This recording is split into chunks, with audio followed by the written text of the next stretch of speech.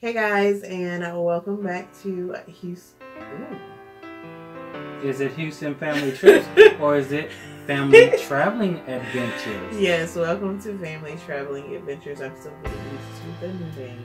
So if you haven't heard, we have changed the name to Family Traveling Adventures because we want to encompass a broader scale and more about the mission of this channel, which is to promote families traveling together. And in today's video, we're going to talk about our top cruise tips for first-time cruising. That's right, for all the noobs out there. Welcome to the travel game. Work hard, play hard, work hard, play hard. We work hard, play hard, keep partying like it's your job. Work hard. And so we have a list of some ones that we would like to share with you. The first one is a passport. So when we go on cruises, we always take passports. You do not have to. You can just go with, I think, like your driver's license and a birth certificate. So you don't have to have a passport when you're leaving the U.S. at a U.S. port and you're arriving back at a U.S. port. The reason why we do is because to fly into the U.S. from foreign soil, you need a passport. So if something happens and you have to fly back, or just being a U.S. citizen out of the United States, it's always wise to have that passport. And not only that, like, do you really want to have those important documents with you? Or when you go on the island, is it better just to keep the passport on you? Yeah. And it's always just easier to keep the passport on you. Yeah. Okay, so the next one I have is choosing a stateroom. So, this one is just like, so I could say a lot on this one. Now, see, if anybody has seen the Titanic, you automatically think, I don't want to be at the bottom of the ship because guess what? I'm not trying to get locked if the ship goes down. The chances of that ship sinking is very, very slim. You're not trying to get locked. You know, when they put the people behind gates. You know, they had all the poor folks in the bottom yeah. and they locked them down. No. Yeah, so it's more so about class. So now I would say, would I stay at the bottom of the ship? Probably not. Is there anything wrong with staying at the bottom? No. The reason that I wouldn't choose a bottom stay for myself is because I prefer to be closer to some of the events and stuff that goes on the top deck, the waterworks, the buffet area where you go and eat. It's closer there. Also, we have really fallen in love with balconies, and they're not on the bottom of the ship. And then too, if you're on the bottom of the ship, when you have to do that training that they make you do, so if you have to evacuate the ship, you can't use the elevators. So if you're at the bottom of the ship, oh yes, you got to walk up all those flights of stairs, which is like what? But the only good thing is when you go offshore and you come back onto the ship, closer. You can walk up maybe 2 flights of stairs. Boom, you're right there. On the 3rd floor with all the common folk. No, just playing. No. It's so the bottom does tend to be cheaper, and I don't know why it's cheaper. I've heard people say like, if you stay on the bottom, you can feel the ship move more. I don't think that's Which true. is not true, because if you think of a pendulum, the ship is going to rock like this. So the majority of the movement is actually going to be felt at the top versus at the bottom. Yeah, and we've stayed at the bottom before, and yeah. I didn't have that issue. I didn't feel the motor running. Now, mind you, your location is very important when you talk about a stateroom. Do you want to be close to the food? Do you want to be close to activities? Do you want to be away from all that stuff so you can't hear the traffic? Do you want to be close to the elevators or to the stairs? Do your kids have difficulty sleeping with a lot of noise? That's a lot of things you should consider when you pick your stateroom, because if you're easily awakened, or your children are easily awakened, then probably next to the elevators is not where you want to be. Underneath the lounge that has the clubs or any late night shows, that's probably not where you want to stay. So always consider those things when you are picking your stateroom. As far as interior, ocean view, balcony, and so forth, what I will say is interior rooms are great if you want to do a lot of sleeping, because it is the perfect blackout room, literally. When that door is closed and you're inside and you have the lights off, it is pitch black. So you have no like perception of time when you're there. So it's great for that. Ocean view is great if you just want to allow, light into your room. You want to be able to look out and kind of see where you are when you're there. It's great for that. And balconies are great for just being able to have privacy and being able to sit out on your balcony, feel the breeze, see where you are, not necessarily have to go up to the decks to enjoy the view. Have you ever been in an interior room? Yeah, Okay. we both have. Yeah, that's Remember what I was when we went on Norwegian? That was in That's interior room? Mm-hmm. Oh, I didn't remember that. Yeah. Oh. But, I mean, so we stayed in all. Yeah, we stayed like, I know I've stayed in all. We both have stayed in interior, ocean view, and a balcony. And we have a suite coming up. Yeah, and this year. So for me personally, I don't really care where I'm at as long as I'm on the ship. So I'm not really that hard to please. But somebody else may not be that same type of person. Yeah. Wink, wink. Well, I think it depends on what I'm there for. If I'm there to have a great time and I'm trying to be cost effective, interior is definitely the way to go. Right. If I'm there really to relax more and I don't really want to leave my room as much, I want to just chill out on my balcony and still enjoy the sights, have good conversation, then a balcony is what I would want. When I will say this: if you get when we have a balcony, I didn't feel the need to actually go on the upper decks. I stayed mainly in the room because I was right there looking at the water, So, and I was also out there asleep too. I was out there asleep many times. Okay, so moving right along, the next thing is to print and bring your confirmation with you. So he's not going to say anything about this because he knows nothing about planning. I don't get involved in planning. So just make sure that you print off all of your confirmation information with you. The different cruise lines will have different paperwork, forms that you pre-sign, your check-in, all of that you do ahead of time. Print and bring those off with you because it makes the process so quick when they go, oh, you have to fill this form out. And you're like, oh, I already got it. Here it is. Purchase insurance and consider not purchasing it through the cruise line. So the cruise line charges like a per person charge for travel insurance. And it's a lot more expensive when you purchase through them. Yeah, I mean, it's actually smart to really purchase it because... so you coming on around. Before, when it was just us, we would be like, nah, we're good. We're going to bypass that extra amount. Who did we use the last cruise we went on? The last time... I don't remember who we used. I don't know when you ask me that.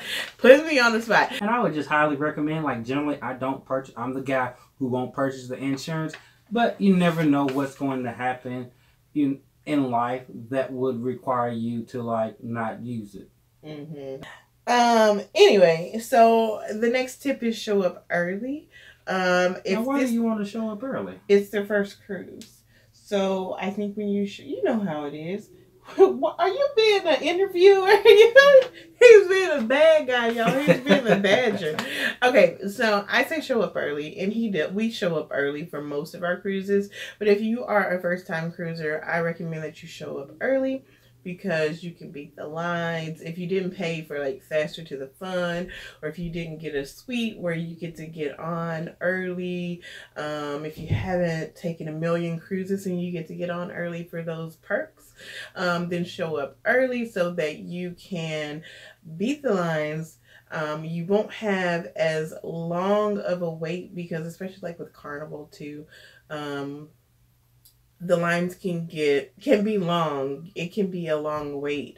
Like you go through a line and then you go through a sitting line and then you go through a standing line before you actually get to the counter, and then you take your pictures and all that good stuff and you get on board. So if you get there early, you can get in front of the lines, you can get on the ship early, and then you can start to enjoy your vacation sooner. Not only that, as soon as you get to the ship, guess what you can do? You can go eat. That's right. First thing you can do, because you can't get to your stateroom anyway, because generally they're not ready until after the ship get ready to take off. But what do most people do as soon as you get on the ship? You go hit up the buffet. That's why I will get there. Oh, yeah. So I guess that's a cruise tip, too. Yeah. So if you're a first-time cruiser, your first day is actually like a paid day. So lunch is available and ready for you as soon as you get on board. Yeah. So the next thing I have is... Oh, and here's a little caveat. Speaking of that, since we said lunch, if you can, on the first day, it's a great opportunity to try some of the more paid dinings, the specialty dinings. That's a good time to get it at a good discount versus on the second day when you got to pay full price. Sorry, go ahead.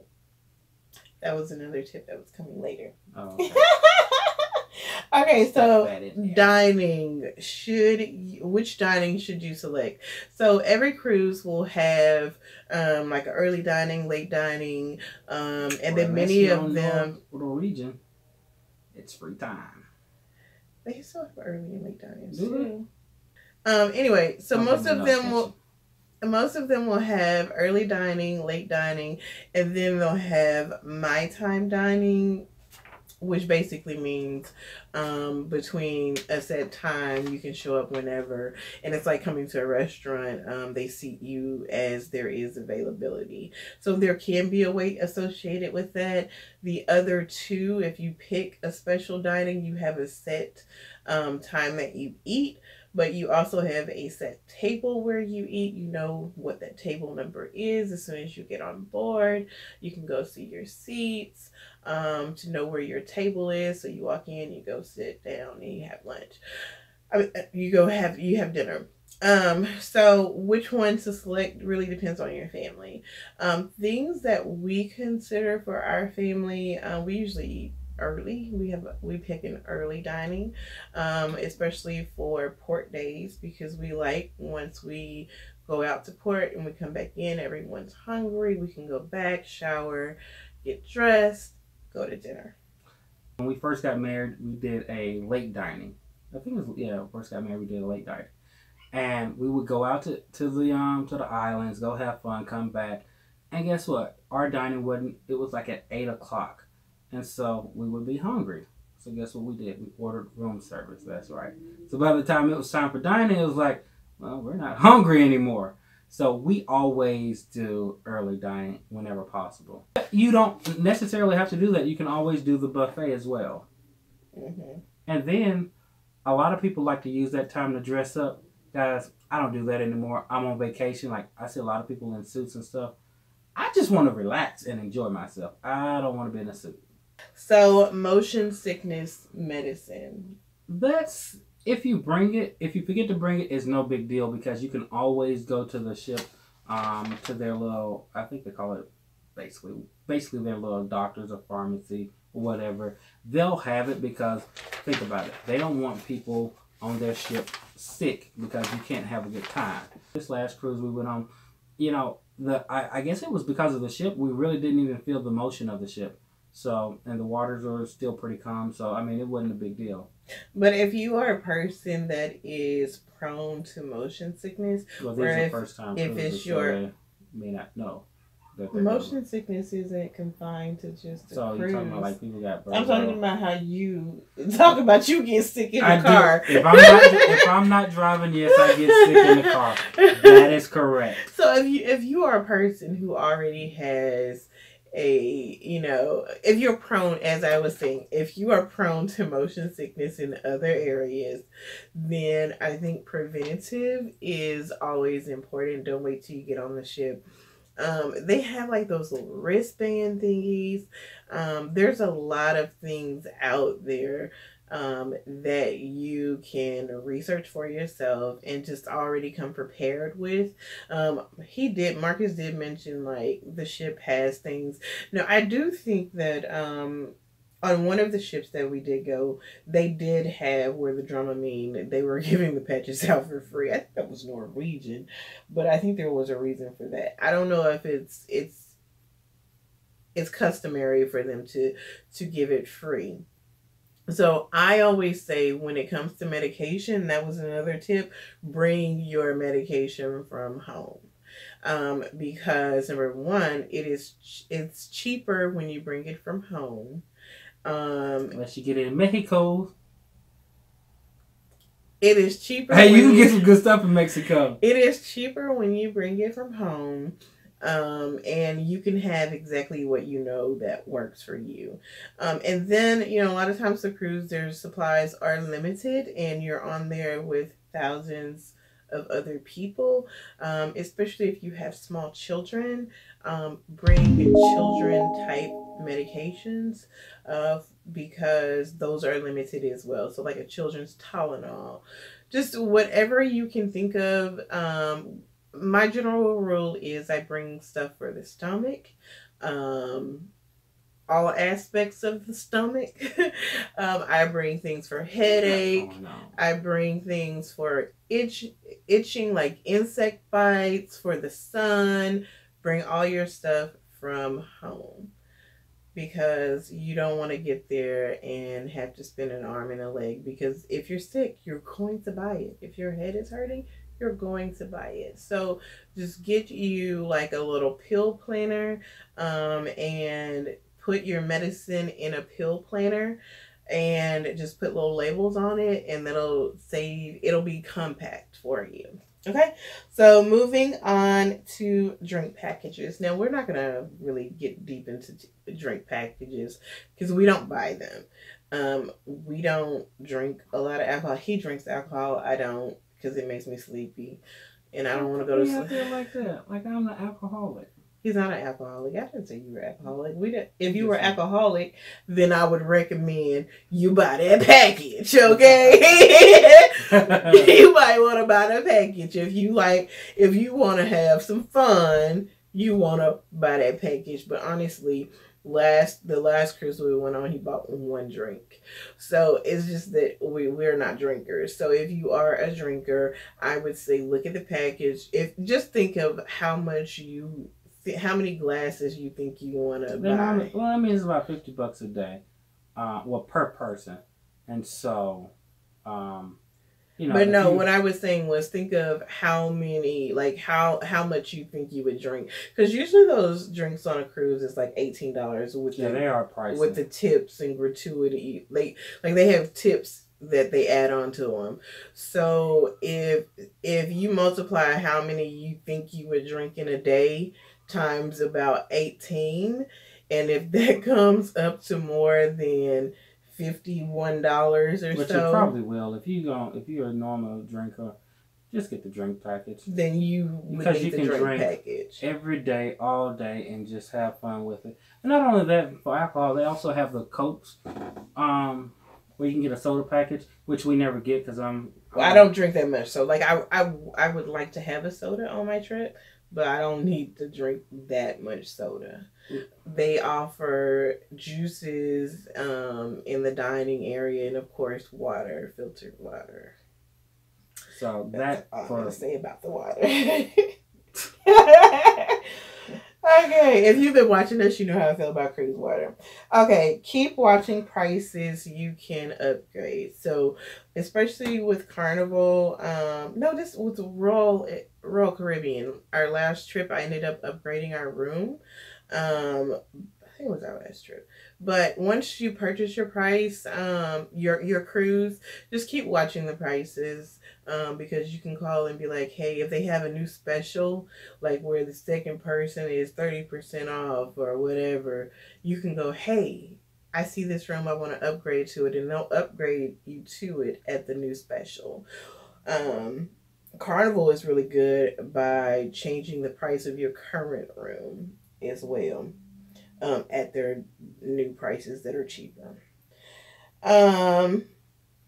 The next thing was how gratuities work. So when you go on a cruise, the short version of it is they've already pre-decided um, how much per person you should be paying in gratuities, and that takes care of your housekeeping, your dining attendance, um, and then they have, I think Carnival also said something like administrative services. I don't know what these administrative services are, but hey, it's a small portion of the amount. And honestly, it's all a small portion considering how great the service is and everything they do, because they literally wait on you hand and foot. Oh, yes. So those gratuities pay for that. Now, the additional anything that you purchase separately, like drinks that you purchase separately, all of those are not included in this gratuity. So you would have to tip separately. What about ordering for room service? Room service is kind of tricky now because it used to be where it was included in the price that you pay, but most room service now in all of the cruise lines, they're charging for it. I know with Royal, the price actually includes the tipping. With Carnival, I would actually have to look, but I'll do a separate video on that. That's on room service. So at this point in the video, I want to say that we are going to be doing a series of these videos. If you are liking this information, please go ahead and give us a thumbs up. And smash that subscribe button. Yeah. And hit the bell so that you can get notified of all of our videos that we do.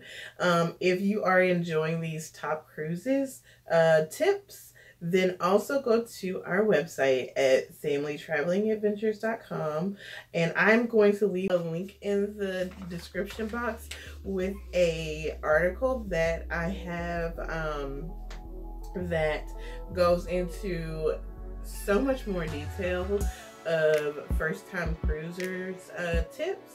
So be sure to check that out. Well, hold on, wait. What was Marcus about to say? So, we create videos and post them every Saturday at 8 a.m. However, we are not going to make you wait that long to find out. So tune back in tomorrow at 8 p.m. and we will have the second half of this video, and you'll be able to see what Marcus was about to interrupt me for the 5th time this video to say. And in between our postings, you can follow us on Facebook at Family Traveling Adventures, and also get informative information on our blog, familytravelingadventures.com.